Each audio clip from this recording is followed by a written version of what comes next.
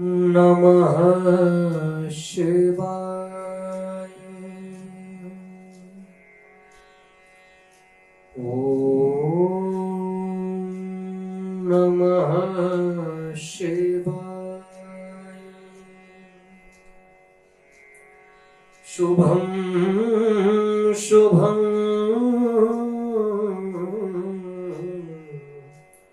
कुरु नमः शिवाय।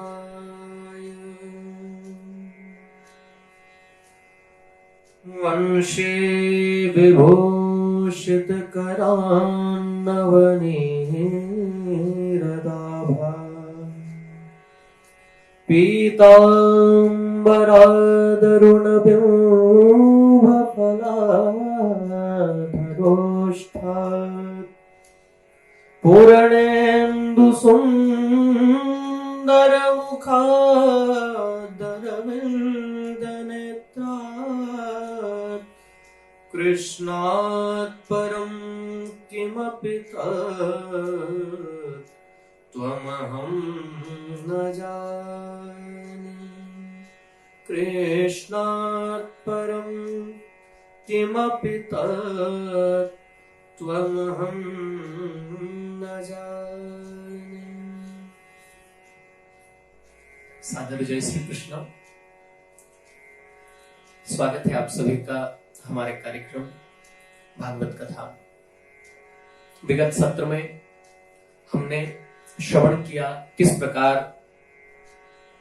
आत्मदेव नामक ब्राह्मण के जीवन में संतान न होने के कारण किस तरह की व्यथाएं और संसार में उन्हें क्या क्या लोगों का श्रवण करना पड़ा, ये सब हमने श्रवण किया। और संतान हो जाने के कारण, भाग्य में नहीं थी फिर भी संत के अनुग्रह से संतान हुई, और संतान हो जाने के कारण फिर उनके जीवन में जो संतति से उन्होंने आशाएं पाल रखी थी, वो आशाएं जब वो पूर्ण नहीं हुई तो मन की क्या स्थिति बनी, इसका हमने श्रवण किया। स्थिति इतनी प्रतिकूल हो गई घर की कि घर से जब जाने लगे तो गाय के द्वारा जिस पुत्र ने जन्म लिया था, जिसका नाम गोकर्ण था, परम विद्वान परम ज्ञानवान, पिताजी का हाथ पकड़ लिया। कहने लगे, पिताजी कहां जा रहे हैं आप, क्या कष्ट है आपको? बोले, बेटा क्या बताऊं, इस दुष्ट धुंधुकारी ने मेरा पूरा स्वर्ग जैसा घर नरक कर दिया।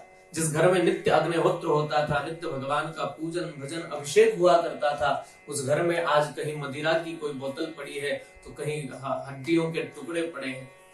मांस मदिरा इस घर में बिखर रहा है। इस दुराचारी ने मेरे पूरे घर को नरक बना दिया। अब मैं यहां नहीं रहना चाहता, बेटा तू ही मेरा मार्गदर्शन कर। कई बार अपने से जो छोटा होता है ना, वो भी हमारे जीवन का मार्गदर्शन कर सकता है, हमारी बड़ी से बड़ी समस्या से हमको बाहर निकाल सकता है। परंतु हम लोग क्या करते हैं, जब कोई छोटा हमको अच्छी बात बोलता है तो हमारे गले उतरती नहीं। हम सोचते हैं, अरे ये हमारे सामने बड़ा हुआ है, ये हमको क्या उपदेश करेगा। कई बार अच्छी संगति होने के कारण कम उम्र में भी अच्छा अनुभव पाया जा सकता है। और ऐसे लोग जो कम उम्र में भी अच्छा अनुभव पाए होते हैं, और यदि आपको लगता है कि इनसे हमारी समस्या का समाधान हो सकता है, तो फिर ये शर्म नहीं करना चाहिए कि हम तो बड़े हैं, ये छोटा है, इसके पास जाएंगे तो अच्छा नहीं लगेगा, लोग क्या कहेंगे। नहीं, आपकी समस्या का यदि वो समाधान कर सकता है, समस्या से बड़ा तो लोग जो कहेंगे वो नहीं है ना। इसलिए कभी कभी ऐसा होता है कि आपकी समस्या का समाधान आपके घर में ही हो, परंतु आप इधर उधर भटक रहे हैं। आत्मदेव जी की समस्या का समाधान उनके घर में ही उनके पुत्र के रूप में बैठा हुआ है, गोकर्ण के रूप में। देखिए, बड़ा अद्भुत संयोग है। एक पुत्र के कारण समस्याएं उत्पन्न हुई है और दूसरे के कारण समस्या का समाधान होने जा रहा है। मैं ये बिल्कुल नहीं कहूंगा कि संतति सदैव दुखदायी होती है। अगर उसके संस्कार अच्छे हैं, धुंधुकारी ने क्यों दुख दिया पिता को? क्योंकि उसका आरंभ ही कुछ वैसा हुआ जिसका आरंभ ही लालच से हुआ हो। धुंधली की बहन ने अपने बेटे को बेचा है, और वो भी जब वो पैदा नहीं हुआ उसके पहले ही उसको बेच दिया गया। मतलब जब अंकुरण हुआ ही है और वहीं से उसमें लालच जो है वो उसके पीछे लग गया है। और लालच जो है वो सबसे बड़ा दुश्मन होता है। और इधर लालच से ही जिसका बीजारोपण हुआ हो, और इधर जो गोकर्ण है उसकी उत्पत्ति कैसे हुई? उसकी उत्पत्ति परोपकार से हुई है। एक संत जिन्होंने फल दिया उसको आत्मदेव से कोई लेना देना नहीं था, वो तो अपने मार्ग पर जा रहे थे। उनको लगा कि ब्राह्मण रो रहा है और इसे समस्या है, तो उन्होंने वो फल दिया। उसके बाद वो महात्मा दोबारा कभी आत्मदेव से मिले भी नहीं। उनको कोई स्वार्थ नहीं था, उन्हें कोई लालच नहीं था। बस इतना था कि जो हृदय है वो पिघल गया, वो आत्मदेव का दुख नहीं देख पाया, तो एक परोपकार करते चले गए। उस परोपकार के फल स्वरूप जो बालक हुआ उसका हम दर्शन कर रहे हैं। वो बालक कैसा है, और एक लालच के कारण जिस बालक ने जन्म लिया वो बालक कैसा है, दोनों दिखाई पड़ रहे हैं यहाँ पर। इसलिए ये बहुत महत्वपूर्ण होता है कि आप जो है आपकी शुरुआत कैसी होती है, आपका बीजारोपण किस तरह हुआ है, आपकी नींव जो है उसमें क्या द्रव्य डाला गया है, आपकी नींव किस चीज पर बेस्ड है, किस चीज का आधार लेकर आपकी नींव खड़ी हुई है। फिर उसी तरह जो है पूरा जीवन उसके आधार पर ही चलता है, उन्हीं सिद्धांतों पर चलता है। धुंधुकारी लालच से आया तो वो जीवन भर दुराचार, मदिरा का भक्षण, मांस, वेश्यावृत्ति, इन सब में लगा रहा। और जिसका आरंभ ही, जिसकी नींव ही परोपकार से पड़ी हो, उसका जीवन, संपूर्ण जीवन जो है मानव कल्याण के लिए उन्होंने आगे चलकर समर्पित कर दिया। हम लोग और श्रवण करेंगे। सबसे महत्वपूर्ण होता है कि आपकी शुरुआत कैसी है। आत्मदेव जी को अपने बेटे गोकर्ण से ही समस्या का समाधान मिला। आत्मदेव जी कहते हैं, बेटा तू ही बता मैं क्या करूं, मुझे कहीं सुख नहीं मिल पा रहा है। गोकर्ण जी कहते हैं, पिताजी यदि आप सुख ढूंढ रहे हैं इस संसार में तो बहुत गलत कर रहे हैं। यहां सुख तो किसी को नहीं मिला है। यहां हर व्यक्ति दुखी है, कोई तन दुखी, कोई मन दुखी, कोई धन बिन रहत उदास, थोड़े थोड़े सब दुखी, सुखी राम के दास।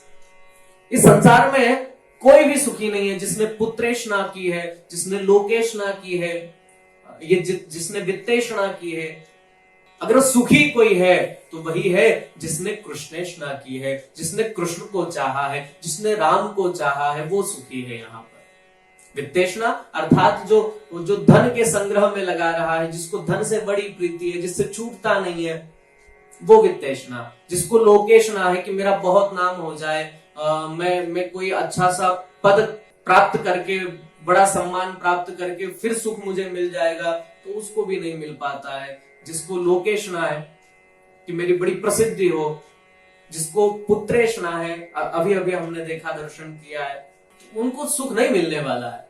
जिसको कृष्णेशना है, जिसको रामेशना है, जिसको भगवान श्री राम को पाने की इच्छा है, वो सुखी है वास्तव में। बाकी तो यहाँ कोई सुखी नहीं पिताजी। न चंद्रस्य सुखम किंचित न सुखम चक्रवर्तिनः सुखमस्ति विरक्तस्य मुनिरेकांत जीविनः।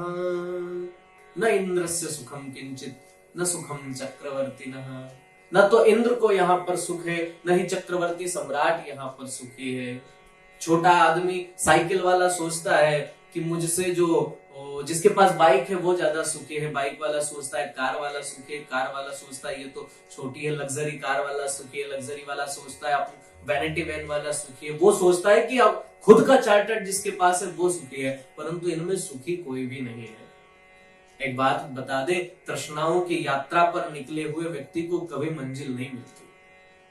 आशाओं की यात्रा पर जो निकला हुआ है, जिसकी तृष्णाएं, जिसकी इच्छाएं उसको कभी चैन नहीं लेने देती, उसको कभी सांस नहीं लेने देती। और जहां चैन नहीं मिल पाता, जिसको संतोष नहीं है, वो कभी सुखी हो ही नहीं पाएगा। इसलिए न चंद्रस्य सुखम किंचित। फिर सुखी कौन है? बोले सुखी सुखमस्ति विरक्तस्य। जो विरक्त है वो सर्वथा सुखी है, जिसने सबसे मुंह मोड़ रखा है, जिसको न पुत्रेशना चाहिए, न लोकेशना चाहिए, और न ही उसको वित्तेशना, जिसको कुछ नहीं है, वो सुखी है। इसका अभिप्राय ये कि सब कुछ होते हुए भी जिसने इन सबको छोड़ रखा है, उनसे अपनी ममता नहीं बांध रखी है। भाई दुनिया में आप देखते हैं, जब आप पेपर पढ़ रहे होते हैं, कई बार ऐसी खबर आती है कि आज इतने लोग वहां ट्रेन हादसे में मर गए, इतने मर गए। बढ़िया, आप चाय की चुस्की लेते हुए पढ़ रहे हैं, आपको कोई दुख नहीं हो रहा है। परंतु जैसे ही आपके मोबाइल पर फोन आया कि वो जो 10 लोग उस ट्रेन हादसे में मरे हैं, उनमें से एक जो है आपका दूर का कोई भाई है या आपके बहुत नजदीक का है, तब आपको बड़ा असर होता है, क्योंकि आपने उससे अपनी ममता को जोड़ रखा है। इसलिए आपको बड़ा कष्ट, अब तो आपके हाथ से हो सकता है कि चाय का कप भी छूट जाए। ये दुख क्यों हुआ? क्योंकि आपने उसके ममता जोड़ रखी थी। अन्यथा और भी लोग मरे थे, तब तो आप बढ़िया चाय की चुस्कियों के साथ अखबार पढ़ते जा रहे थे, उस खबर से आगे भी निकलते जा रहे थे। सब हो, परंतु किसी से भी जुड़ाव न हो, किसी से भी इतना लगाव न हो कि हम उसे छोड़ न पाए, उससे विरक्त होने का समय आए तो हम चिपक जाए, नहीं हम इसे नहीं छोड़ेंगे, ये तो हमारा है, ये हमें कैसे छोड़कर जा सकता है। ये फिर जीवन में जो है ये दुख देने वाला है, और हम इसी के चक्कर में लगे रहे। मैं अरु मोर तोर ते माया, ये मेरा है, ये मैं हूं, ये मेरा है, ये तू है, ये तेरा है। इसी के कारण सारी समस्याओं का जो है वो उद्भव होता है, सब समस्याएं इसी से प्रकट हो जाती है। सुख मस्ती विरक्तस्य, जिसने किसी में भी अपनी ममता को बांध नहीं रखा है, जो उसके प्रति आसक्त नहीं है एकदम, वो अपना कर्तव्य समझकर उसको कर रहा है। और भी आगे चलकर गोकर्ण जी बड़ा सुंदर उपदेश अपने पिताजी को देते हैं। बोले पिताजी, यदि आपने या कोई भी व्यक्ति संसार का इन 2 श्लोकों को अपने जीवन में उतार ले, वो कभी भी दुखी नहीं होगा। उसको संसार छोड़ना भी पड़ेगा तो सहजता से छोड़ देगा, वो किसी से आशा रखेगा ही ना, तो उसको दुख हो ही नहीं सकता। क्योंकि दुख तभी होता है जब हमारी आशा पूरी नहीं होती, कोई हमारी आशाओं पर खरा नहीं उतरता। हम उससे 10,000 रुपए की उम्मीद करते हैं, किसी से 1 लाख रुपए की उम्मीद करते हैं, और वो 50 ही लेकर के आता है, तो फिर दुख होता है। जब हमने कुछ भी नहीं की हो तो वो 2,000 रुपए भी लेकर के आएगा, तब भी हमको सुख मिलेगा। इसलिए आशा ही परमं दुःखं नैरास्यं परमं सुखम। इसलिए विरक्त होइए, किसी से आशा न रखना ही विरक्ति है। देहे स्थिमान् सरुधिरेऽभिमतिं त्यजत्वं जाया सुतादिषु शता ममतां विमुञ्च। पश्यानिशं जगदिदं क्षणभङ्गुनिष्ठ वैराग्यरागरसिको भवभक्तिनिष्ठः। देह स्थिमान सरुधिरे, ये जो शरीर है इसमें क्या क्या है? त्वक, चर्म, मांस, रुधिर, मेद, मज्जा, अस्थि और धातु। इन सब चीजों से मिलकर ये शरीर बना हुआ है। तो इस खून से, इस त्वचा से, हड्डियों से बने हुए इस ढांचे को अपना मत समझिए। फिर इसके जितने संबंध हैं, इसका बेटा, इसकी पत्नी, इसका पति, इसका मकान, इसका दुकान, इसका कार, इसका जो भी है, ममताम विमुञ्च, इन सबसे ममताओं को कम करिए।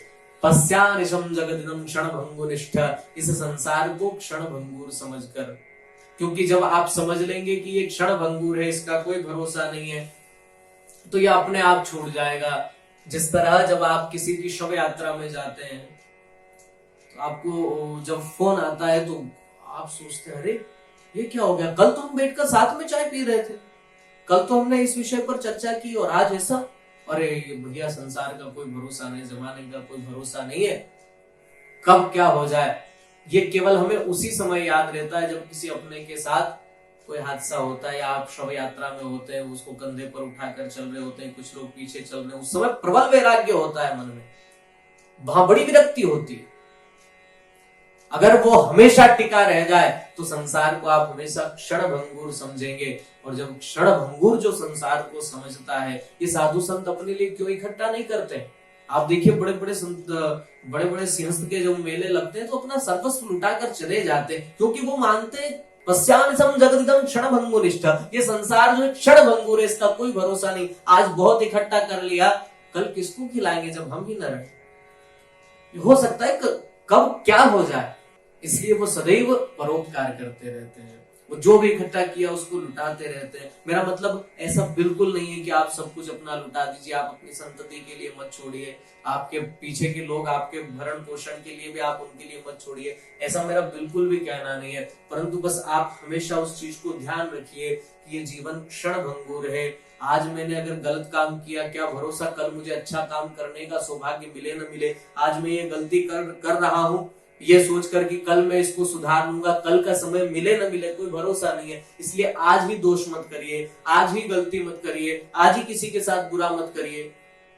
और आपने आज सुधारा तो आपका पास्ट अपने आप सुधर जाएगा, आपका प्रेजेंट आप सुधार ही रहे हैं, और फ्यूचर धीरे धीरे अपने आप सुधरता चला जाएगा। उसी फ्यूचर को ही तो प्रेजेंट में आना, प्रेजेंट को पास्ट में जाना। पश्यानिसम जगदिदम क्षणभंगुरिष्ठ, पिताजी इस संसार को क्षणभंगुर समझकर कल का कोई भरोसा नहीं है, इसलिए जितना करना है आज ही करते चलिए। हमारे यहाँ संतों ने कहा है, काल करे सो आज कर, आज करे सो अब, पल में प्रलय होएगा, बहुरी करेगा कब। कब प्रलय हो जाए, प्रलय का मतलब ये नहीं है कि वो बहुत सब प्रकृति पूरी प्रतिकूल हो जाएंगी या सब समुद्र सीमाएं लांघ देगा, वो तो व्यापक प्रलय है। कभी कभी प्रलय किसी के जीवन पर भी आ जाता है, उसका जीवन समाप्त कर जाता है, वो भी उसके लिए प्रलय है। इसलिए पल में प्रलय होएगा। पिताजी इस संसार को क्षणभंगुर समझकर कल का कोई भरोसा नहीं, इसलिए आज ही अच्छा करते चले। और क्या करें? वैराग्य राग रसिको भव भक्ति निष्ठा, और वैराग्य राग रसिको भव भक्ति निष्ठा, जो वैरागी है, जिनका राग वैराग में लगा हुआ है, हमारा राग संसार के अनुराग में लगा हुआ है। राग मतलब उसकी दिशा वैराग की ओर है जिनकी, ऐसे रसिकों का जो भगवान की भक्ति में निष्ठ है, निष्ठावान है, उनके प्रति समर्पित है, वहां ईमानदार है भगवान की भक्ति में, जो उन भगवान से कभी धोखा नहीं करते। अभिप्राय हम लोग क्या करते हैं, हम सब जो है ना, सब के सब भगवान से वादा करके आए हैं, क्योंकि माँ के गर्भ में जब बालक रहता है उसको बड़ी पीड़ा होती है। साहब शास्त्र कहते हैं, गर्भवास समम दुखम न भूतो न भविष्यति, बालक को जो पीड़ा गर्भ के समय होती है न कभी हुई होगी न कभी होगी, उतनी पीड़ा से जब ये संतृप्त हो जाता है, भगवान से कहता है, ईश्वर मुझे इस नरक से निकाल दो, इसके बाद आपका इतना भजन करूंगा, इतना भजन करूंगा कि मुझे फिर से इस जन्म मरण के चक्कर में पड़ना ही न पड़े, फिर से किसी माँ के गर्भ में आना ही न पड़े। परंतु जैसे ही भगवान कहते पक्का करेगा, बोले हाँ मैं पक्का करूंगा, परंतु जैसे ही इस संसार में आता है, भगवान को दिया हुआ वादा भूल जाता है। इसका मतलब भव भक्ति निष्ठा, वो भक्ति निष्ठ नहीं है, वो निष्ठावान नहीं है। हमारे यहाँ जो ईमानदार शब्द है ना, वो हिंदी शब्द नहीं है, वो संस्कृत का भी नहीं है, वो उर्दू शब्द है। हिंदी में उसको हम निष्ठावान कहेंगे, अर्थात परमात्मा के प्रति हम ईमानदार हैं, हम निष्ठावान हैं। जो भगवान के प्रति निष्ठावान है, उनके प्रति समर्पित है, जिन्होंने वादा खिलाफी नहीं की है, ऐसे लोगों का संग करिए। वैराग्य राग रसिको भव भक्ति निष्ठा, इस प्रकार अद्भुत उपदेश किया अपने पिता को गोकर्ण जी ने। एक श्लोक और भी, ये और अद्भुत श्लोक है, इसमें और गजब तरीके से समझाया है। यदि ये हम जीवन में उतार लें तो कभी किसी प्रकार का कोई बंधन हमको दुखी नहीं कर सकता। हम सब बंधनों में रहते हुए भी सर्वत्र सर्वदा और सर्वत्र मुक्त रहेंगे। इसलिए इस श्लोक का भी हम लोग भाव से श्रवण करेंगे भगवान की कृपा से, परंतु इसके अगले सत्र में। तब तक के लिए आप सभी को सादर जय श्री कृष्ण।